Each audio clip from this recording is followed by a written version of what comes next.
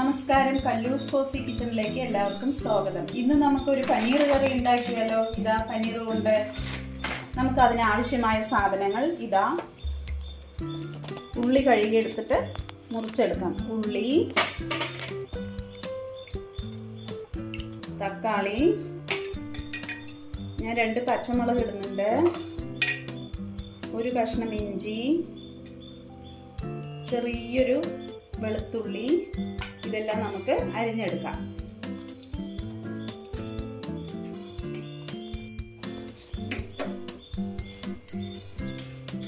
ഇതാ തക്കാളി ഒന്ന് വേവിച്ചെടുക്കാം. നമുക്ക് ഇതാ ഇങ്ങനെ 4ആക്കി തക്കാളിയുടെ മുൻവശം ഇങ്ങനെ ആക്കണം, എന്നാലേ ഈ തൊലി ചീന്തേ കിട്ടുള്ളൂ. ഇത് നമുക്കൊന്ന് വേവിച്ചെടുക്കാം.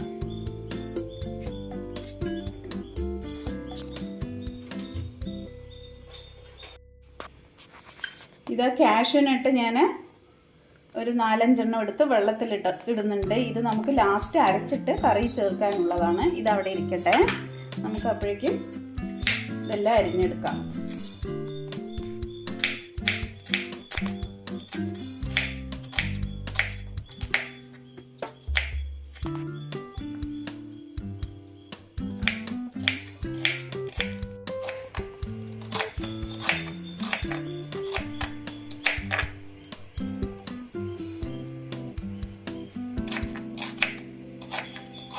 ചീനച്ചട്ടി നമുക്ക് സ്റ്റൗവിൽ വെച്ച് എണ്ണ ഒഴിക്കാം. നമുക്ക് ഇതെല്ലാം വറുത്തെടുക്കണം. നമുക്ക് ഇതാ എണ്ണ ഒഴിച്ചു, കുറച്ച് എണ്ണ മതി. ചൂടാവട്ടെ. ഇത് തക്കാളി എല്ലാം തിളച്ചിട്ടുണ്ട്. ഇത് ഇത്തിരി വേകണം, എന്നാലേ തൊലി ചീന്തേ കിട്ടുള്ളൂ. ഇതാ ജീരകം ഇട്ട് കൊടുക്കാം,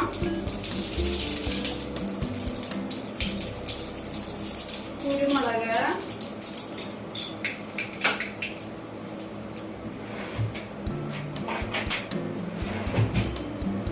ഉള്ളി,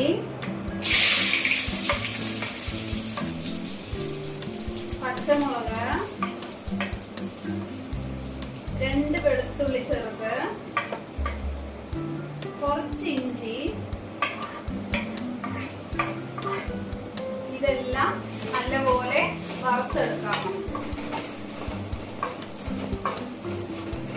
ഇതാ തക്കാളി ആയിട്ടുണ്ട്. നമുക്കിത് തണുക്കട്ടെ, എന്നിട്ട് തൊലി കളഞ്ഞ് മിക്സിയിലിട്ട് അടിക്കണം. തണുക്കട്ടെ, ഇവിടെ വയ്ക്കാം.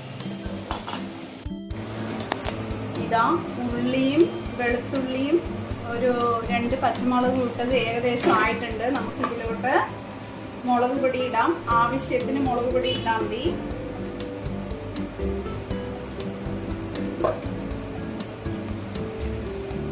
ഒരുപാട് മല്ലിപ്പൊടി ഇടണ്ട. ഇതാ കുറച്ച് മല്ലിപ്പൊടി. ഞാൻ ഈ പച്ചമണം മാറാൻ വേണ്ടിയിട്ട് ഇതാ മഞ്ഞപ്പൊടി ഇടുന്നുണ്ട്.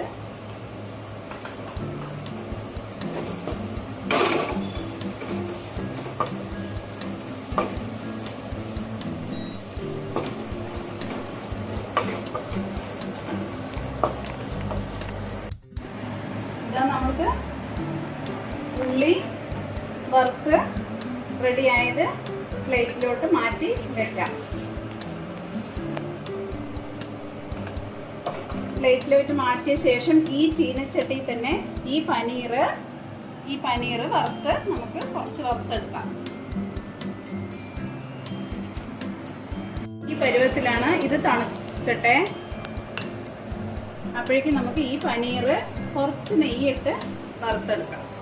വറുക്കുക പറഞ്ഞാൽ അങ്ങനെയില്ല, കുറച്ചൊന്ന് ഉടയാതിരിക്കാൻ വേണ്ടിയിട്ട് ഒന്ന് ഇതാക്കാം.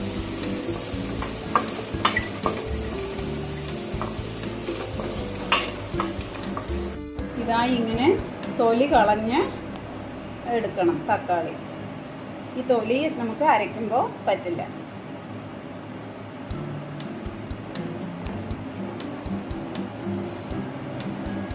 തണുത്തിട്ട് വേണം തൊലി കളയാൻ, അല്ലെങ്കിൽ കൈ ചൂടാവും.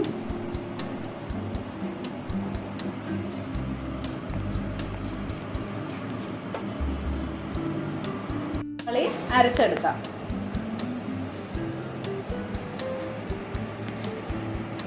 ഞാൻ 4 ചെറിയ തക്കാളിയാണ് ഇട്ടിരിക്കുന്നത്. വലുതില്ലാത്തതുകൊണ്ട് ചെറുതെടുത്തിട്ടതാണ്. ഇത് നമുക്ക് നന്നായിട്ട് അരച്ചെടുക്കണം. ഉള്ളിയും അതുപോലെ നന്നായിട്ട് അരച്ചെടുക്കാം.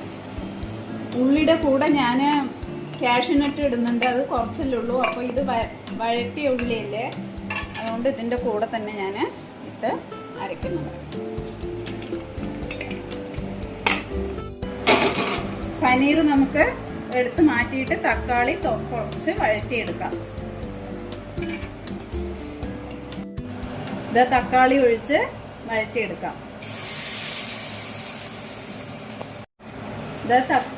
ഈ ഉള്ളി, മുളക്, മല്ലിപ്പൊടി, മഞ്ഞൾപ്പൊടി ഇതെല്ലാം കൂടെ വഴറ്റി അരച്ചത് റെഡി ആയിട്ടുണ്ട്. നമുക്ക് തക്കാളിയും ശരിയായിട്ടുണ്ട്. ഇത് അതിലോട്ട് ഒഴിച്ച് കൊടുക്കാം. വെള്ളം ഇത് കഴുകി ഒഴിച്ച് അതിലൊഴിച്ചു കൊടുക്കാം. ഉപ്പിട്ടില്ലായിരുന്നു. ആവശ്യത്തിന് ഉപ്പിട്ടാൽ മതി, കുറച്ചിട്ടാൽ മതി. കാരണം പനീറിൽ അത്ര ഉപ്പ് വേണ്ട. തിളയ്ക്കുമ്പോൾ ഈ പനീർ ഇട്ട് കൊടുക്കാം. എന്നിട്ട് ഞാൻ കാണിച്ചു തരാം. ഇതാ പനീർ ഇട്ട് കൊടുക്കാം.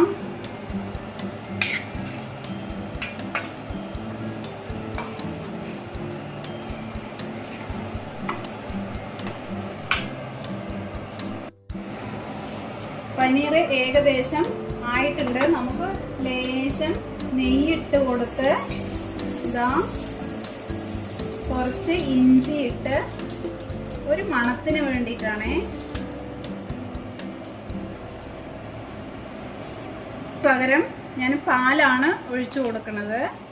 അതൊരു നോർത്ത് ഇന്ത്യൻ ചേച്ചി പറഞ്ഞു തന്നാണ്, ക്രീം ഇല്ലെങ്കിലും പാൽ ഒഴിച്ചു കൊടുത്താൽ മതിയെന്ന്. ഇത് ലേശം ഒന്ന് ചൂടാവുമ്പോൾ നമുക്ക് ഓഫ് ചെയ്യാം.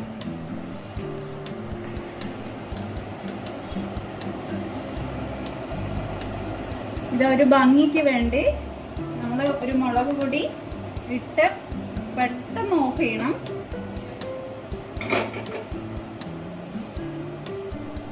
ഇതിലോട്ട് ഒഴിച്ചു കൊടുക്കും. ഓഫ് ചെയ്യാം.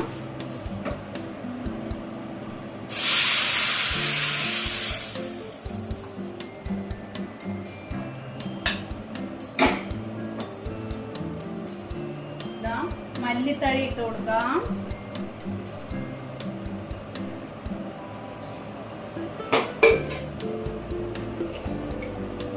ഞാൻ കുറച്ച് കസൂരി മേത്തി ഇട്ട് കൊടുക്കുന്നുണ്ട്. ഇത് നമ്മുടെ വീട്ടിലുണ്ടാക്കിയ ഇല ഉണക്കി ഉണ്ടാക്കിയതാണ്, ഒരു മണത്തിന് വേണ്ടിയിട്ട്. പനീർ കറി റെഡിയായി. നമുക്ക് സെർവ് ചെയ്യുമ്പോൾ കാണിക്കാം. ഇതാ പനീർ കറി റെഡി ആയിട്ടുണ്ട്. ഇതിന് ഷാഹി പനീർ എന്നാണ് പറയുക. ഇതിൽ ഗ്രീൻ പീസ് വേവിച്ചു ഇടാം. നമ്മുടെ കയ്യിൽ ഇല്ല, അതുകൊണ്ട് ഇട്ടിട്ടില്ല. ഇതാ നല്ല ടേസ്റ്റി ആയിട്ട് ചപ്പാത്തിൻ്റെ കൂടെയും പൂരിയുടെ കൂടെയും ഇതാ ഇങ്ങനെ കഴിക്കാൻ നല്ല ടേസ്റ്റി ആയിരിക്കും. എല്ലാവരും ഉണ്ടാക്കി നോക്കണം. ലൈക്ക് ചെയ്യാൻ മറക്കരുതേ. സബ്സ്ക്രൈബും ചെയ്യണം.